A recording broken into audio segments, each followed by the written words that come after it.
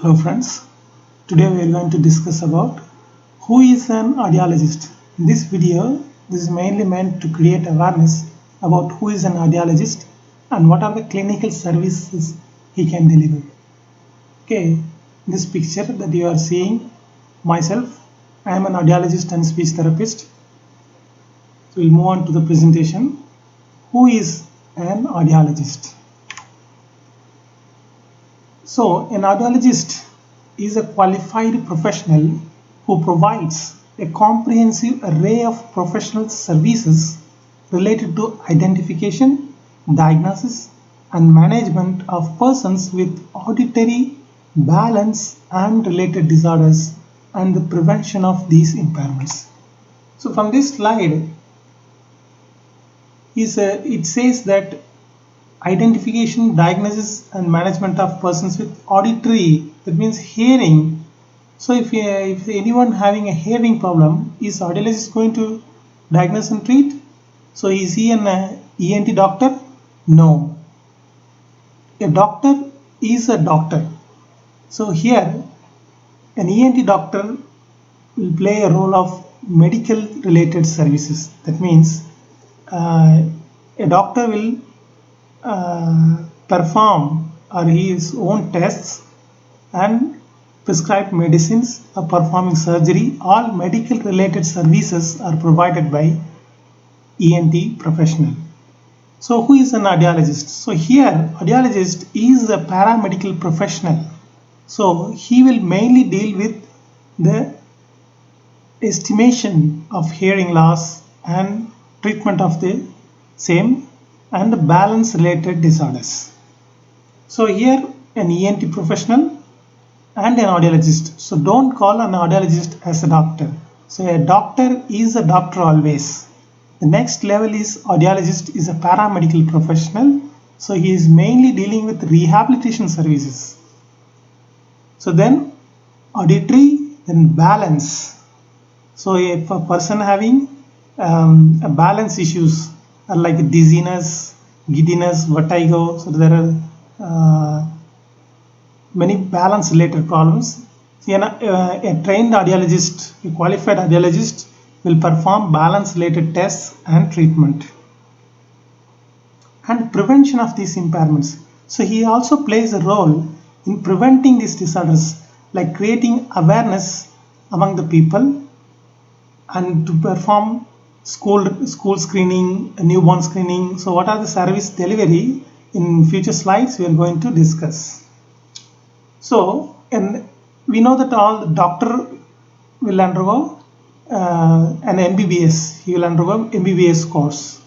So, what graduate or what degree an audiologist should have? So, what is the educational qualification to become an audiologist? So the educational qualification is a graduate or a master's degree or a doctoral degree in the field of speech, language and hearing from a recognized university from India or abroad. So here you are seeing the picture, that is myself. I am receiving the postgraduate degree from All India Institute of Speech and Hearing, a premier most institute of speech, language and hearing in India. So here a graduate, that means an undergraduate, a 4-year course with 1 year compulsory internship, or a master's degree. After graduate he will perform the specialization degree in the speech or audio. So a person who completed undergraduate degree he calls as audiologist and speech therapist, whereas in master's degree he will perform specialization, that is towards audiology or towards speech or both, or a doctoral degree or PhD in the field of speech and language hearing from a recognized university. That means that university or that course provider, he has to register under, he has to have an approval from Rehabilitation Council of India.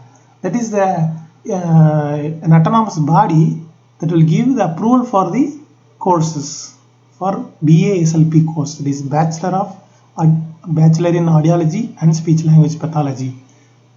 So a graduate who is coming from the recognized university should also have registered in Rehabilitation Council of India. So he should have a professional number. Similarly, like a pharmacy a graduate or pharmacy professional, he will have in Pharmacy Council of India. Similarly, a doctor should have Medical Council of India. Likewise, we, the rehabilitation professional, should have Rehabilitation Council of India. So what are the clinical services an audiologist going to deliver? So first is prevention and identification. So first thing is prevention before having a hearing problem. So he will an audiologist will conduct a street play or any form of creating awareness among the public relating hearing disorders, or consulting an audiologist, performing tests, or the need for early rehabilitation. So everything he will prevention. So first thing is prevention of hearing disorders in children and adults. So he can perform the test for all the age groups, and conducting hearing conservation and noise conservation program in schools, industries and community. So he will conduct hearing conservation programs in schools and industries where the noise level exceeds more, the persons who is exposed to noise. Then he will perform newborn and school screening programs. That is, nowadays we call universal newborn screening. That means all the newborn should undergo the hearing screening program. So so an audiologist will go to a maternity hospital. There he will perform hearing screening. That means to all the children who are born at that time, they have to conduct a hearing screening. So in that screening, what he will going to identify? He is going to identify the children who are at risk for developing hearing problem. Then what he will do? So he is identified. Then what he has to do? Let's see. The next is assessment. So now the newborn is at risk, he found.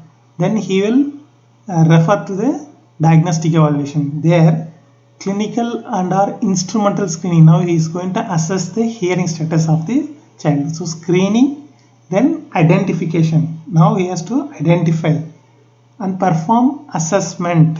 Here assessment is, so after that screening he will go to his diagnostic procedure. First level of assessment is he will take case history, detailed history of the child and mother related whatever he needs, and now diagnosis. So he is going to diagnose. He will perform the hearing tests. So depending on the age, depending on the development, whatever based on the case history, he will select the hearing tests. This is diagnostic test. So now he is going to quantify the amount of hearing loss that the child have or the adult. Diagnosis of hearing disorders of all ages. So screening, identification, then assessment and diagnosis. Now he is going to diagnose the hearing status. Then conduct and interpretation of hearing and balance tests. Similarly for balance test, the special training is required for audiologists.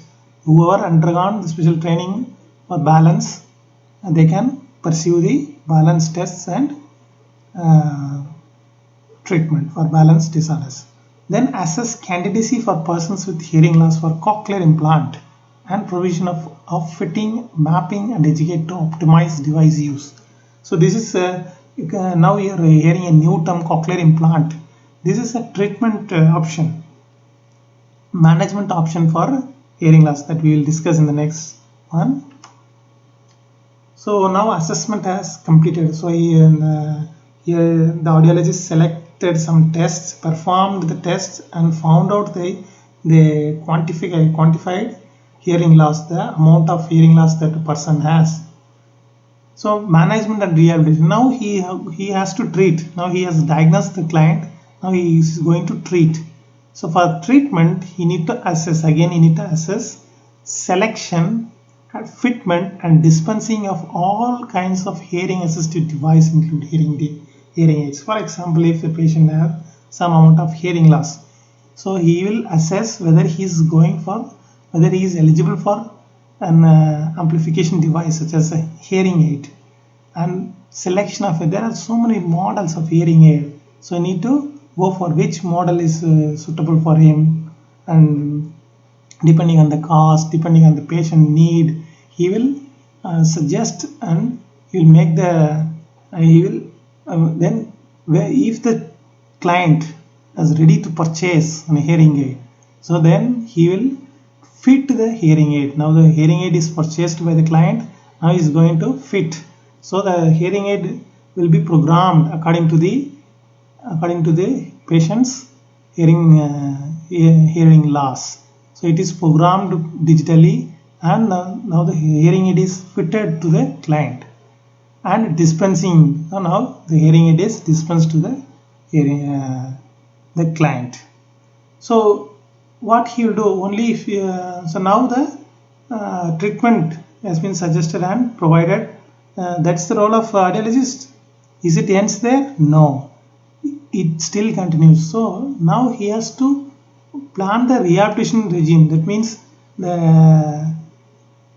the how to use the hearing aid. So he has to educate the client regarding how to use the hearing aid, optimize use, how to optimally use, and also individuals with hearing impairment, hearing system related balance disorders. So these rehabilitation regimes are the therapy. That means if a child has a hearing loss, so if we fit with the hearing aid, if the audiologist fits with the hearing aid, then the audiologist will give speech therapy or an auditory verbal therapy. That means the child has to attend to the stimulus. The child may hear, but the child won't attend to the stimulus, attend to the speech or whatever we are speaking. So for that, a special training is required as soon as the hearing aid is fitted for the child. That is auditory verbal therapy, which is also performed by audiologist. So then educating the consumer, that I told already, and caregivers in the use of amplification devices. Then counseling related to psychosocial aspects of auditory dysfunction. That means a person, for example, if a person having a tinnitus, that means a ringing sensation. If a person having all the time ringing sensation, then he has to consult another audiologist. Their counseling and the training, that means we call it as tinnitus retraining therapy. So their counseling plays a major role. So any person who is having psychosocial aspects of auditory dysfunction, so he will contract for counseling. Then individual education program for school-aged children with auditory dysfunction. So now the audiologist will work in hand with teacher. So an individual education program. So in the therapy I told, so for school-aged children, special care has to be taken for children with auditory dysfunction at the school level. Then consultation with and referrals to professionals in related and or allied fields. For example, if a child or if a client who's coming to the clinic of audiologist, if the client needs some support from for gross motor skills, so here the audiologist can refer to other professions such as physiotherapist or occupational therapist, depending on the need. And so there an audiologist can refer to other allied professionals. Then medical legal consultation and advice, including applications in forensic science. For example, if a medical legal case, so if a person comes that someone hit me, so he will go in for court for compensation. There he has to claim the compensation for that. This is called medical legal case. Here audiologist and ENT doctor plays a major role. Then advocacy is to educate the public, educate our consumers. Here comes the education. Then the research and manpower development. Here an audiologist can work or can perform research articles or research to and manpower development in creating more audiologists, that means working under university or an academic program. Then administration is common. Every professional needs some administration skills. For example, person working in academic institution also should know administration, or a person who's having their own audiology clinic should also have administration skills. Then the practice settings. So here where an audiologist can work, in what settings he can work. So first and primary most is healthcare settings. Any healthcare setting like hospitals, clinics, nursing homes, medical rehabilitation centers, mental health facilities, and now regular and special schools, early intervention programs, multidisciplinary rehabilitation centers, then industrial settings,